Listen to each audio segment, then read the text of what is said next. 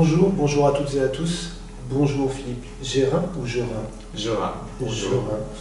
Enchanté de vous recevoir, alors sans public et à distance, les conditions étant encore pour l'instant ce qu'elles sont, dans le cadre du prix Lire en Pays d'Orsny, organisé par la communauté de communes du Pays d'Orsny, où vous concourez avec 5 autres auteurs pas forcément de premier roman, vous-même c'est votre deuxième roman dont il est question, mais auteur encore en général assez jeune dans le métier et pour beaucoup chez des éditeurs dits petits ou indépendants. Donc vous concourez pour les voyages de Comca. C'est comme ça, on dit Comca.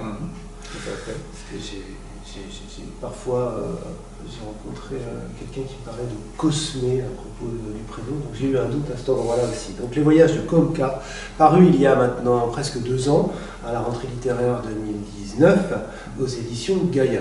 C'est ça. Il se trouve que, nous en parlerons en fin d'entretien, la rentrée littéraire 21, donc dans 2 mois, on vous verra revenir sur le devant de la scène avec un nouveau roman chez Actes Sud, et on en parlera tout à l'heure. Là, il est donc question de votre deuxième ouvrage, Les voyages de Comca, et je précise aussi que dans le cadre du prix, cette interview, elle est en vidéo, elle doit vous servir, chères lectrices, chers lecteurs, à faire connaissance un peu mieux avec cet auteur, parce que vous avez encore quelques semaines devant vous pour lire les livres et voter. Les délibérations doivent durer jusque fin août, donc vous avez encore le temps de découvrir ce livre et les autres, en tout cas de découvrir celui-là, si, comme je l'espère, cette interview vous en aura donné envie. Cher Philippe, donc c'est votre deuxième roman, et je dois confesser avoir lu seulement sur les bibliographies des choses à propos du premier, qui était chez un autre éditeur, et qui est un éditeur qui s'appelle Les Nouveaux Auteurs, je crois. Et lisant des entretiens à ce sujet, ça m'a intéressé. Je parlais de jeunes auteurs. Alors, jeunes auteurs en publication, votre premier a dû sortir vers 2013, donc il se passe quelques années. Et bien un cheminement dont vous ne dédaignez pas de parler, j'ai trouvé ça assez intéressant. Le premier ouvrage, donc chez Les Nouveaux Auteurs, c'est quand même des conditions de publication assez spécifiques, c'est-à-dire que c'est une sorte de concours, enfin vous me direz comment ça s'est réellement passé, et ça a découlé aussi d'ateliers d'écriture, vous avez fait à Rennes, dont vous êtes originaire. Donc j'aimerais bien entamer par ça, avant de découvrir Com plus en détail, de voir d'où vous en venez, parce que de l'extérieur on ne sait pas forcément que écrivain, c'est d'ailleurs difficilement un métier en soi rémunérateur, même quand on le fait régulièrement. La condition des auteurs est un sujet d'actualité, ce n'est pas simple, mais par ailleurs on y vient souvent peu à peu vers la publication, en travaillant, en n'étant pas sûr, en tâtonnant, en avançant donc. Et j'ai trouvé très intéressant ce que vous avez pu en dire par rapport à ces débuts-là. Donc, cher Philippe, bienvenue à nouveau. On va reculer de quelques années, et avant Comca, donc j'imagine début des années 2010, vous participez à un atelier d'écriture et ça vous donne et l'envie et les moyens et la force sans doute de pousser plus loin.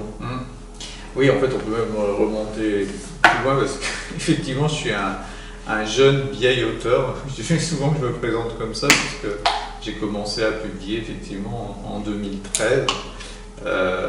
Et surtout, j'écris depuis l'adolescence, mais ce n'est qu'arrivé à on va dire vers la quarantaine que je me suis pris au sérieux sur l'écriture, où je me suis autorisé à croire que ça pouvait intéresser d'autres personnes que moi. Alors il y a plusieurs facteurs sûrement qui expliquent ce basculement à un moment donné, de se dire quelque chose qu'on a en soi, que vous sentez là tout le temps, avec lequel vous cheminez depuis de nombreuses années, tout d'un coup ça devient autre chose de plus prégnant dans votre vie.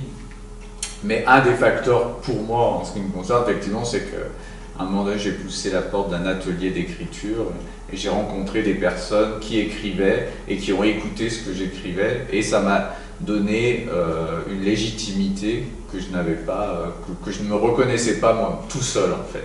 Donc il a fallu l'apport de ce groupe-là, de ces personnes-là à un moment donné pour me donner envie et me donner la force en fait de creuser cet aspect-là de ma vie et qui était plutôt en lisière de ma vie jusque-là et dont je parlais peu et dont voilà et à partir de ce moment-là que les choses se sont déclenchées effectivement avec cette première édition du premier roman par les nouveaux auteurs qui effectivement passe par un concours, enfin un jury de lecteurs en fait qui lisent des manuscrits et qui en font émerger quelques-uns qui sont édités.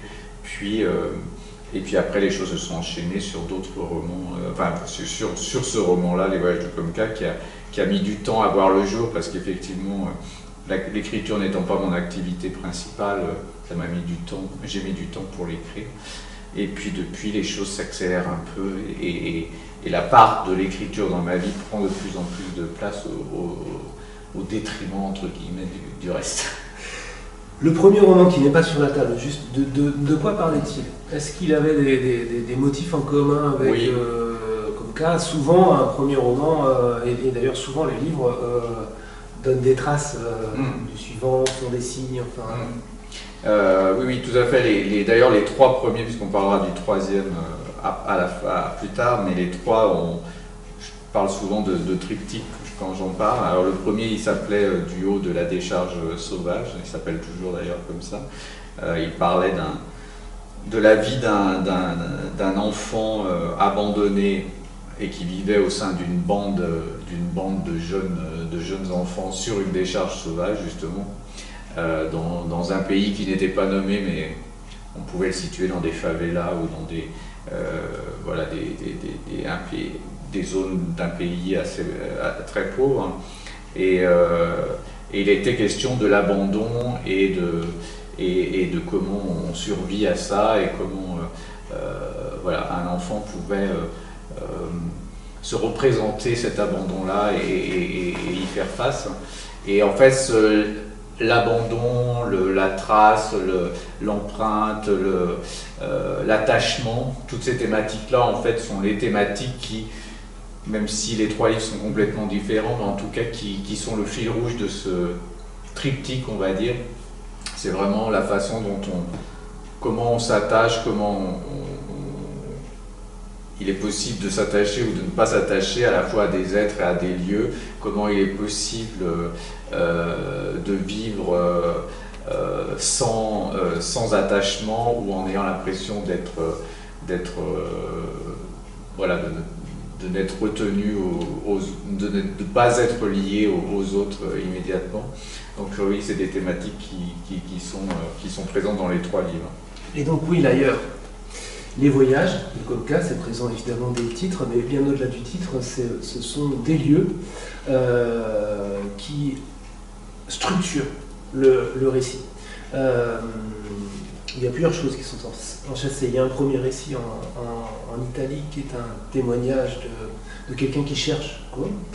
Et puis ensuite on a, j'appellerais ça, principalement 3 stations, puis une quatrième en épilogue, mais 3 stations qui sont des blocs d'à peu près 90-100 pages, qui constituent comme des mini-romans en eux-mêmes, des novellas, qui sont des étapes du déplacement de Comca. J'hésite un peu sur les mots parce qu'effectivement, une des premières surprises de ce livre, c'est qu'on est dans l'ailleurs, mais on n'est pas tout à fait dans de la littérature de voyage. Alors que là, l'ailleurs est nommé par rapport au premier livre. Oui. Et ça m'a beaucoup intéressé. C'est-à-dire que alors qu'on est dans des lieux lointains, peints avec véracité, il y a une éventuelle remise en cause de l'exotisme, enfin du voyage comme solution de l'exil. Donc ça, c'est une première considération. Je voudrais en venir à une question plus précisément. L'ailleurs, ça a construit le livre, et notamment la première station dans le Grand Nord. Vous avez voyagé vous-même, alors peut-être pas en terre australe, mais au moins en Baltique, je crois, et ça a aidé à construire le livre.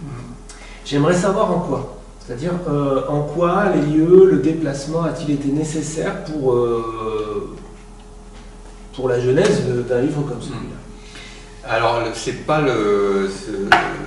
mes voyages ne constituent pas la genèse du roman du tout, en fait. La genèse du roman, c'est vouloir parler de quelqu'un qui part et qui laisse tout derrière lui et dont on ne sait rien, et d'essayer de comprendre qu'est-ce qui peut être le moteur de quelqu'un en errance comme ça, de lieu en lieu.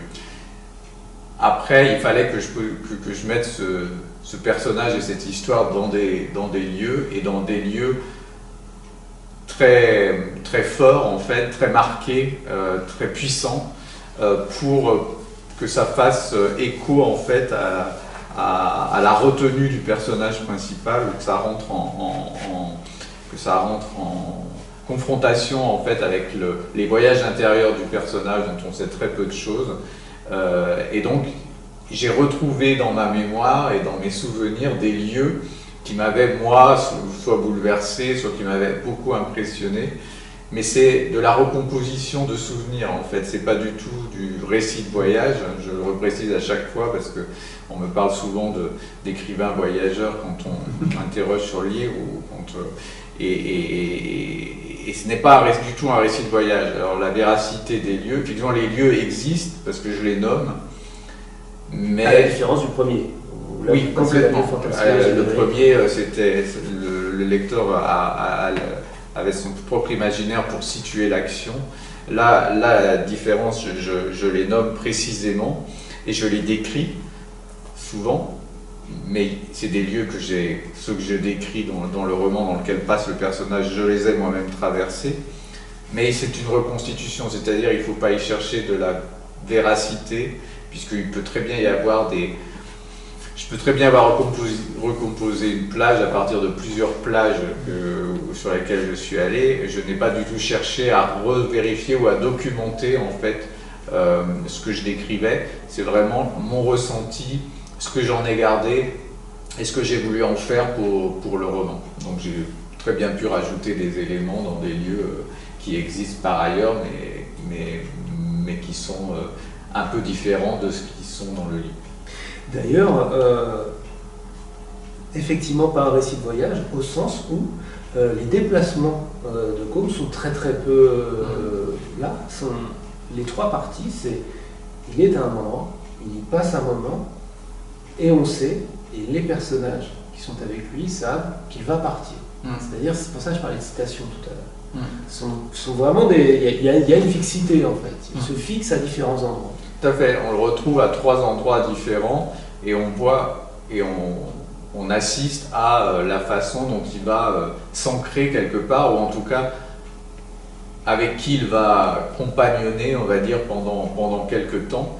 Mais ces 3 moments, en fait, ne sont pas du tout expliqués ce qui se passe entre ces moments-là et les autres endroits où potentiellement il a pu aller, puisque ça se déroule pour moi sur une période assez longue d'une dizaine d'années, en fait, mais on le retrouve, nous on va le voir qu'à 3 endroits très précis de son parcours, et effectivement tout le trajet entre est très peu évoqué. En fait.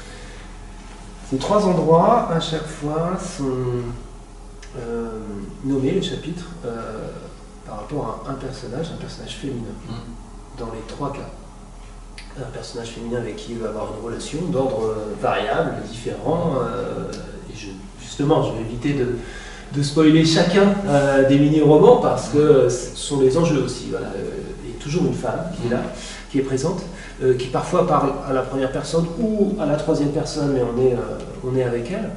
Et c'est d'ailleurs comme ça que c'est structuré. C'est-à-dire, et je pense que les lecteurs auront cette expérience-là de dépaysement à chaque fois. On s'habitue à un lieu et puis on débarque dans un nouveau lieu. Il faut qu'on prenne connaissance avec les personnages que Côme va rencontrer. Et lui, il y arrive une dizaine, quinzaine de pages plus loin, posé là, et la rencontre est toujours étonnante. Comment ça s'est structuré, ça ? Est-ce que c'est venu petit à petit ? Est-ce que vous avez eu l'idée des personnages de femmes en amont ? Est-ce que ça a été une nécessité dans le travail ? Je sous-entends par là, peut-être aussi, quel est votre rapport au plan, à l'écriture, à comment un chantier aussi structuré que celui-là, parce que je pourrais faire longtemps à parler de l'architecture du livre et ce serait redondant, enfin compliqué, mais c'est effectivement très méticuleux. Enfin, tout ça, au final, est très structuré. Comment vous l'avez fabriqué, comment vous avez avancé dans l'écriture? Alors, j'ai pas du tout de plan et de structure au départ quand je pars dans l'écriture, et c'était pas le cas non plus pour celui-là, pas du tout. J'ai une idée de départ qui tient un faisceau de différents éléments en fait, qui vont sédimenter pendant un certain temps, puis à un moment vient le moment où je peux écrire sur ces thématiques. Je ne sais même pas comment nommer en fait, parce que souvent ça tient à très peu de choses. Et tout commence dans l'écriture en fait, dans mon cas. J'ai pas du tout au départ, j'avais pas du tout l'idée d'un roman qui serait en 3 parties, qui serait dans 3 lieux différents. J'avais mon personnage qui part, et puis il faut qu'il parte quelque part. Donc voilà, et j'ai mes thématiques que je veux traiter. Et au fur et à mesure de l'écriture, à un moment donné, pour moi, ça arrive quand j'ai quand même suffisamment de matière écrite, vient la question de la structure du roman.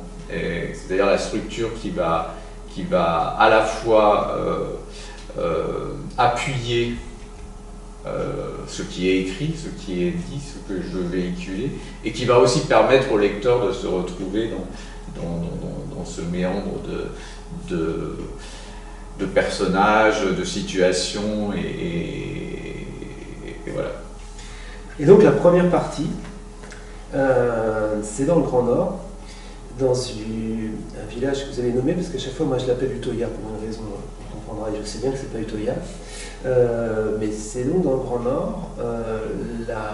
L'héroïne de cette partie-là s'appelle Maïka.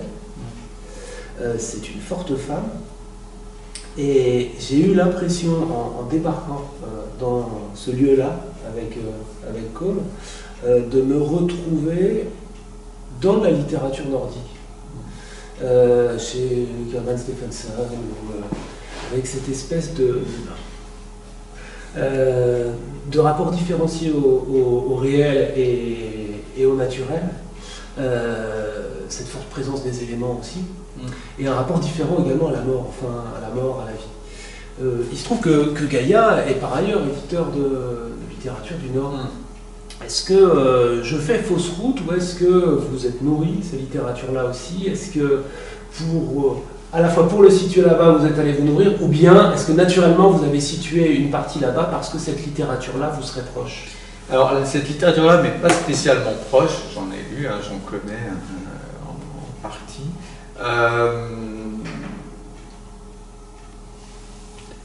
Moi, en fait, quand j'ai songé à des endroits où situer le roman, celui-là m'est tout de suite venu à l'esprit parce que, donc ça se passe donc sur l'île d'Andoya, donc c'est sur l'archipel des îles Vesteralen qui sont tout au nord en fait, au-delà des îles Lofoten qui sont un peu plus connues.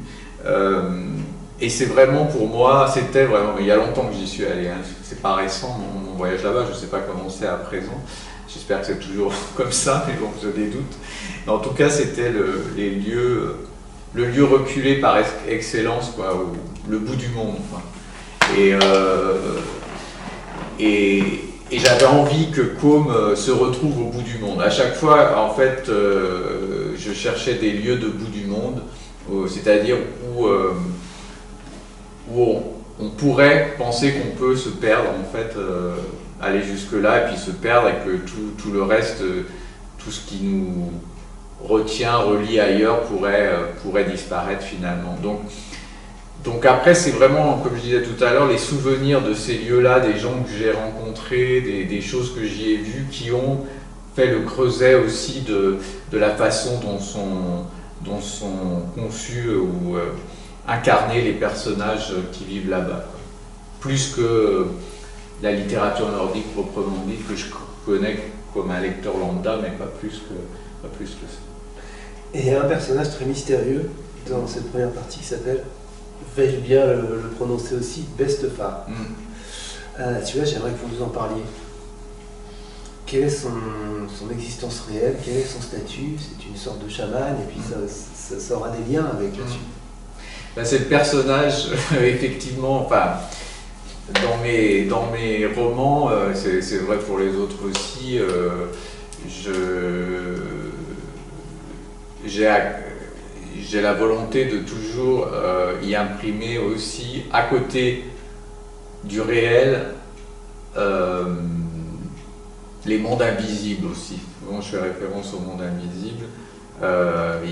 Et voilà, et les mondes invisibles, ils peuvent prendre différentes formes, et ils peuvent prendre aussi la forme de personnages qui, un peu mystérieux, mais qui finalement proposent une autre vision de la réalité qui nous entoure, et peuvent nous entraîner vers d'autres imaginaires et d'autres confins, en fait, qui sont autres que ceux qu'on se serait représenté. Donc oui, Stéphane, c'est un personnage mystérieux, à la fois pour moi qui existe, hein, qui vit avec Michael et qu'elle a rencontré dans des circonstances très particulières. C'est un personnage qui lui-même est un peu, peut-être perdu, peut-être fou, on ne sait pas, mais en tout cas qui porte en lui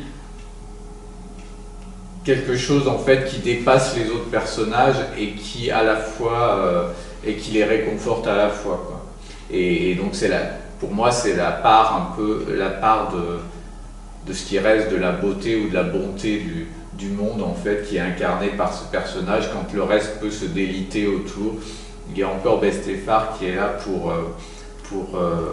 montrer la direction ou apaiser ou guider les autres personnages. Mais très littéralement, même montrer la direction, parce que c'est lui qui donne l'indice de la deuxième station. Comme à un moment disparaît, s'en va, et on le retrouve à côté du lac Baïkal. Après d'autres personnages que je vais vous demander de situer, et en fait c'est quand même Stéphane qui a donné l'indication. Tout à fait, qui a d'une façon détournée, en fait, orienté le voyage de Côme. Et alors, le lac Baïkal. Il y a Olga, voilà, Olga, c'est pas la jeune femme, c'est sa tante, donc ça décale un peu. C'est elle qui rencontre Côme et qui lui permet de venir dans cette maison qui s'appelle la maison du ministre, je crois, c'est une datcha de vacances. Et là, il prend place dans un environnement familial et spécifique, et évidemment géographique, le lac Baïkal. J'aimerais que vous nous le racontiez un petit peu. C'est-à-dire, qui sont ces gens et qu'est-ce qu'il fait là? En fait, Côme, c'est un personnage qui très facilement, en fait, va s'attirer la sympathie des gens qui croisent, et les gens qui croisent, ça se passe comme ça avec Michael, ça se passe pareil avec Olga, ça se passera plus tard aussi de la même façon. En fait, il croise des personnes qui ont envie, en fait, de l'adopter ou de le prendre sous leurs ailes. Voilà, c'est un personnage qui attire. On en a tous connu de ces personnages-là qu'on croise et, en fait, dont on a envie de devenir proche ou avec qui on a envie de faire un bout de chemin, sans pour autant que l'inverse soit vrai. Le personnage reste souvent très en retrait par rapport aux autres, mais pourtant ça n'empêche pas que les autres s'attachent à lui. C'est toute la problématique du personnage qui, lui, a du mal à s'attacher ou refuse l'attachement, mais par contre le suscite énormément, quoi. Et donc quand il arrive aux alentours du lac Baïkal, effectivement il rencontre Olga, cette vieille russe qui a connu l'URSS, en tant que fille, effectivement, de ministre d'une des fédérations du RSS, et qui, voilà, est un peu nostalgique de cette époque-là, tout en étant voilà, encore dans la vie présente, et qui va lui proposer de venir la rejoindre dans sa datcha sur les bords du lac Baïkal, et c'est là qu'il va rencontrer le reste de la famille et que l'histoire sur place va s'enclencher. dont une enfant qui est sourde, avec qui il a un lien assez fort, qui narrativement sera important aussi, alors je ne dis pas tout. Mais on parlait de Bestefar tout à l'heure, là je suis, c'est intéressant aussi, c'est-à-dire qu'il y a toujours aussi un personnage dans chacune des stations. Alors là c'est un handicap, mais chez Bestefar c'était une autre forme d'exclusion de la société. Puis dans la troisième nouvelle sera centrée autour d'une maid thaïlandaise, donc quelqu'un qui est vraiment en situation d'infériorité. Et ça, c'est un pôle important dans chacune des novellas, en fait. On pourrait croire que l'alter ego de Côme, qui est un jeune homme, c'est la jeune femme avec qui des liens de séduction vont exister ou pas. Et encore une fois, je ne dis pas tout. Mais en fait, j'ai remarqué que toujours ce personnage-là, pas complètement là, du coup, puisque pas exactement dans la même aptitude au monde que les autres, avait, à mon sens, une importance très grande à chaque fois. Oui, c'est souvent des personnages qui vont servir de révélateurs ou qui vont beaucoup faire avancer en fait le personnage principal. Et effectivement, Svetlana, la petite fille, la fille dont vous parlez, la jeune adolescente, qui a une douzaine d'années au moment de l'histoire, va se nouer un lien très fort entre Côme et cet enfant. Finalement, c'est peut-être le lien le plus fort qui va tenir Côme pendant cette période-là, parce que c'est une enfant, parce que les enjeux justement peuvent paraître moins risqués pour lui, mais du coup c'est par ce personnage aussi qu'arrivera un nouveau basculement et qu'arrivera une nouvelle direction pour Côme. Côme qui, sur les trois nouvelles, on va s'attarder sur la troisième ensuite, hein, mais j'appelle ça nouvelle, un mini-roman, enfin voilà, sur les trois récits, les trois stations, on a l'impression que ce personnage, qui est mystérieux, comme on l'a dit, dès son nom, il est mystérieux. Donc on suit sa piste, hein, parce que quelqu'un, entre les histoires, suit sa piste aussi. Vraiment, sa fonction, sa vocation semble être de disparaître. Enfin, à deux endroits, hein, de partir des lieux, mais aussi de se dissoudre dans les lieux. Il y a une phrase qui revient peut-être dans les trois, au moins dans deux d'entre elles, il est dans le rapport à la beauté. Il est question d'aller dans la beauté. Et c'est vraiment dit comme ça, au moins deux fois, sinon trois. Et ça, c'est pas un rapport à la beauté comme paysage, c'est pas extérieur, c'est vraiment se dissoudre. Ouais. Donc à deux endroits, j'ai l'impression qu'il y a un mode de disparition de Côme permanent, c'est-à-dire se dissoudre dans un lieu, et puis quand c'est plus possible, quand il commence à exister, justement à avoir des liens, disparaître de ce lieu-là pour continuer de disparaître en fait. Oui, c'est exactement ça. Côme, il cherche à disparaître, il pense qu'il va trouver un endroit où disparaître en fait. Et à chaque fois, en fait, il s'aperçoit qu'il faut qu'il aille encore plus loin parce qu'il est obligé de partir pour X raisons de l'endroit où il est. Et effectivement, il pense, c'est une quête en fait pour le personnage principal.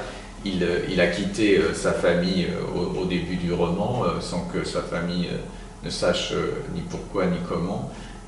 Il est parti comme ça, ne pouvant plus rester où il vivait, et ensuite ça se répète à chaque fois. Et à chaque fois, il cherche en fait, il pense trouver un apaisement quelque part en partant toujours ailleurs en fait. Et effectivement, son but ultime serait de se fondre en fait, de disparaître, comme vous l'avez dit, dans un lieu, enfin devenir lui-même, enfin on le voit aussi dans le lac Baïkal se baigner, on le voit à différents moments où s'il pouvait se dissoudre complètement dans le lieu où il est à ce moment-là, je pense que ça lui irait tout à fait à ce moment-là.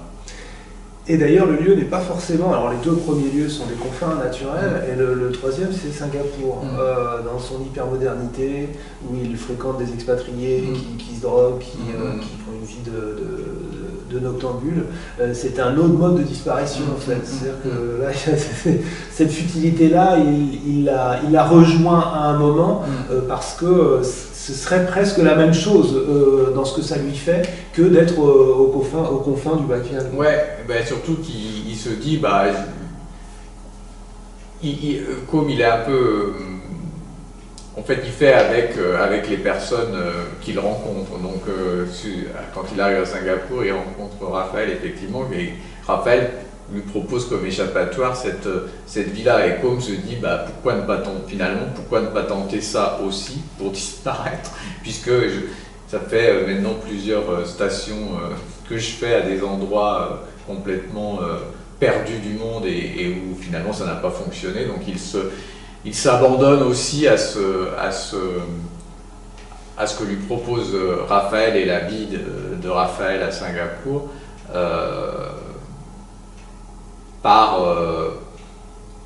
autant par lassitude que par défaut en fait. C'est ce qui lui est proposé à ce moment-là, donc il suit.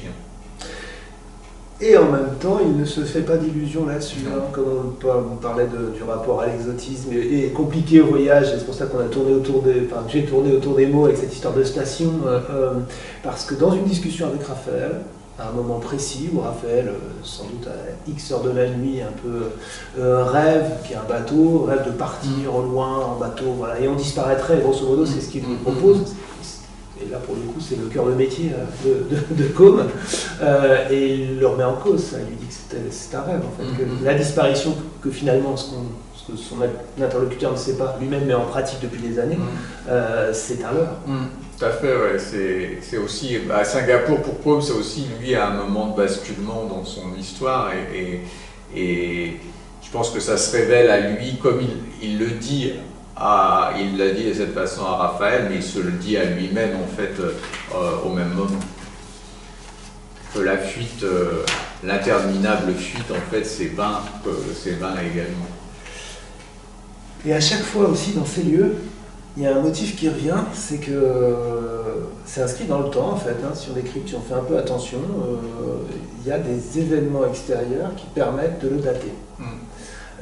Et à chaque fois, ça arrive par l'information. Ça m'a semblé d'ailleurs souvent à des déclics qui commencent à le pousser à partir, comme si l'irruption du monde réel était un signe qu'il faille s'en aller. C'est la tuerie du Toya que j'évoquais au début qui me fait confondre les noms dans la première partie. Là, il est question de la guerre. Alors, je me demandais un peu laquelle c'était. C'est pas la Tchétchénie, mais c'est une guerre dans le Caucase qui arrive, qui va changer les choses dans cette région post-soviétique, et puis c'est le tsunami qui a ravagé la Thaïlande et l'Indonésie qui surgit en fait et qui fait des effets étonnants. C'est-à-dire, en tout cas dans la première et dans la dernière, il y a à chaque fois un personnage qui est submergé par l'information, qui n'arrive pas à s'en dégager, et c'est aussi le moment où le déclic pour Côme s'enclenche, c'est-à-dire que là il est temps de partir. Oui, en fait c'était important. En fait, c'était important que même dans ces trois lieux-là, en fait, et notamment les deux premiers où on a l'impression d'être hors du monde et hors du bruit du monde, finalement, même là, à un moment donné, on est rattrapé en fait par la fureur du monde et c'est aussi un indice pour Côme qui à la fois un élément qui peut déclencher ces départs, mais évidemment pas les seuls, il y a des événements beaucoup plus intimes que cela, mais en tout cas, nulle part en fait, on peut ça revient à la discussion qu'on avait sur se fondre quelque part en fait, mais c'est illusoire de croire qu'il y a un seul endroit au monde maintenant, aujourd'hui, où l'on pourrait aller et se fondre et oublier tout le reste et que plus rien ne puisse nous atteindre en fait, et c'est l'expérience que fait Côme et les autres personnages aussi, mais particulièrement Côme. Et donc oui, il y a un récit d'information qui arrive, et je me disais, il y a aussi quelque chose de commun avec les trois nouvelles, alors ce qu'il est difficile de dire sans le spoiler, mais je ne vais pas le spoiler. Et à chaque fois, il y a quelque chose qui se passe, il y a une dramaturgie, donc des choses se passent. On ne dira pas lesquelles, mais à chaque fois, les personnages qui restent, et vers lesquels l'enquêteur lié à Com se tourne ensuite entre chacune des parties, ont une autre version en fait. C'est-à-dire que non seulement Com disparaît, mais en plus il disparaît avec la vérité. C'est-à-dire ce qui reste est une version toujours faussée de l'histoire, parfois dramatique et pas détaillée. Ça, j'ai trouvé que c'était une récurrence assez intéressante aussi. En fait, je ne sais pas qui a la vérité en fait. On sait pas. En tout cas, l'enquêteur qui suit Comca et qui après chaque partie où l'on voit vivre Comca à un endroit du monde, ensuite se conclut toujours par un chapitre où l'enquêteur revient sur les lieux, sur ces mêmes lieux, et rencontre certains personnages que Com avec qui Com a vécu. En tout cas, permet de compléter en fait, ou de laisser entrevoir d'autres vérités possibles sur ce qui s'est réellement passé. Donc moi, je ne sais pas dire si c'est complètement Comca qui est la vision de Comca qui est la vérité, si c'est celle des personnages qui sont restés, si les deux se complètent. En tout cas, oui, c'était important de montrer que les traces que l'on laisse quelque part, en fait, elles sont toujours interprétables de différents points de vue, et qu'il n'y a pas une vérité sur nos passages. Il y en a plein. Aller plus loin serait en aller trop, hein. C'est toute la difficulté d'un livre comme ça, avec non seulement, comme je disais, une intrigue, mais plusieurs intrigues. Et évidemment, le dévoilement dans tout ça, la position d'enquêteur dans laquelle on est mis nous, c'est Comca lui-même. C'est-à-dire qu'on en sait plus sur lui que lui au bout d'un moment. Alors on en sait très peu au début, puis on en sait plus sur lui à la fin quasiment. Et du coup, à un moment, il est raconté, mais pourquoi ce nom ? Et je ne crois pas qu'on ait la réponse. Alors j'ai peut-être loupé, je ne suis pas sûr qu'on ait la réponse. Et vous allez me dire si c'est un loupé, si j'ai loupé une ligne ou pas. Mais dans ce cas-là, je vous la retourne la question. Pourquoi ce nom qui nous a tous, je pense, aidé la couverture du livre, etc., intrigués. Et les lecteurs du prix certainement aussi. Le cas du coup, le Com. À la fois Com, parce que c'est un prénom un peu qui est revenu à la mode, mais qui est moyenâgeux, c'est un prénom de saint, etc. Et les deux mis ensemble, quoi. Comca. Alors pour le Com, ça c'est un choix. Moi je mets beaucoup de temps à choisir les prénoms de mes personnages. Souvent je les ai pas au début. En fait, le prénom surgit à un moment de l'écriture, quand le personnage est suffisamment incarné. Alors je sais pas expliquer pourquoi Com. En tout cas, il me fallait un prénom qui sonne un peu décalé, ou un peu un peu différent. Enfin, ça pouvait pas être Philippe, comme ça pouvait pas être un nom d'une banalité affligeante comme ça. Et le cas, et je peux pas l'expliquer parce que si c'est dévoilé la raison du cas qui est accolé à Com. C'est dévoilé dans le dernier, dans l'épilogue.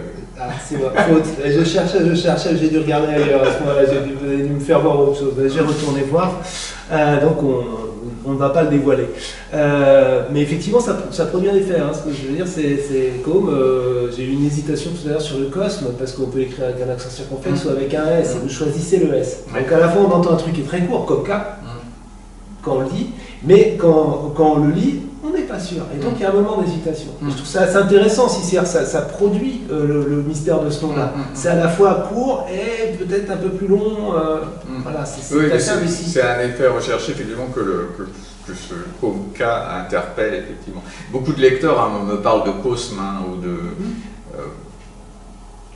Pour moi, c'est Com dans ma tête, c'est Com depuis le début. Après, chaque lecteur a pu le prononcer dans sa tête comme il voulait.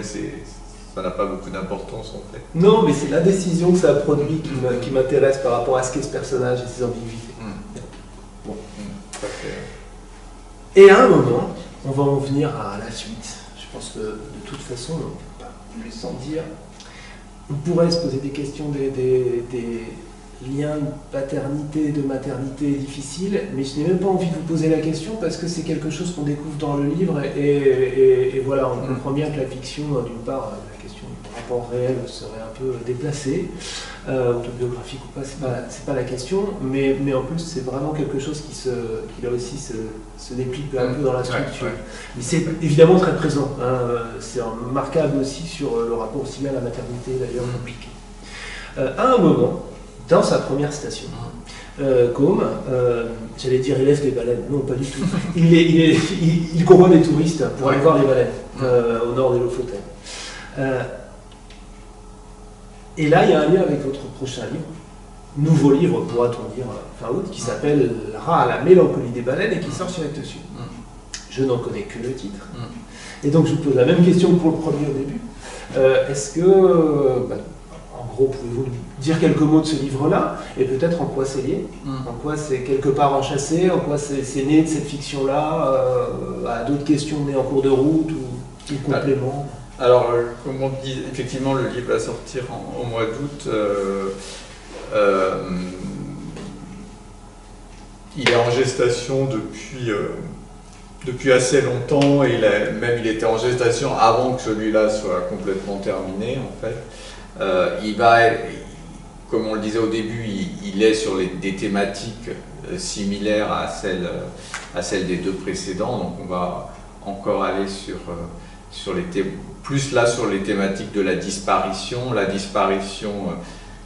qu'est-ce qui se joue en nous quand on est confronté à la disparition, hein, que ce soit la disparition de personnes qui nous sont proches ou de lieux qui nous entourent, ou plus largement la disparition d'un monde tel qu'on le connaît aujourd'hui et qui se délite sous nos yeux. Donc la thématique, ça va être celle-là. Le livre va se dérouler en grande partie en Islande, hein, donc pour faire le pont avec les voyages de Comca, on va être aussi sur des lieux très emblématiques. Et puis effectivement les baleines qui sont dans ce nouveau roman, qui sont un fil rouge dans l'histoire où il y a une recrudescence en fait des échouages de masse de baleines dans le monde, sur les plages du monde en fait, et ça a induit un climat un peu spécial et d'inquiétude en fait dans le monde entier, au moment où mes personnages, moi, sont chacun plongés dans une quête personnelle autour de disparition autour d'eux. Et donc il n'y a pas forcément un lien direct entre le fait que Comca lui-même était fasciné par les baleines dans ce roman-là, le fait que là les baleines soient en filigrane du roman, je pense, c'est pas un hasard, parce qu'il n'y a pas de hasard, il y a forcément un lien, vu comme je vous le disais, les écritures des deux romans se sont un peu chevauchées, donc forcément j'étais encore beaucoup dans les voyages de Comca quand j'ai commencé à écrire celui-là, mais après il n'y a pas de lien direct ou conscientisé en fait entre les deux. Eh bien merci. Donc ça c'est fin août. Ouais. La mélancolie des baleines chez Actes Sud. Voilà. Et celui dont on vient de parler et pour lequel vous pouvez voter et que vous pouvez d'ores et déjà lire, parce que c'est en premier lieu ça qui compte, c'est un prix de lecteur, s'appelle donc Les Voyages de Comca de Philippe Jorin aux éditions Gaïa. Merci beaucoup Philippe. Merci.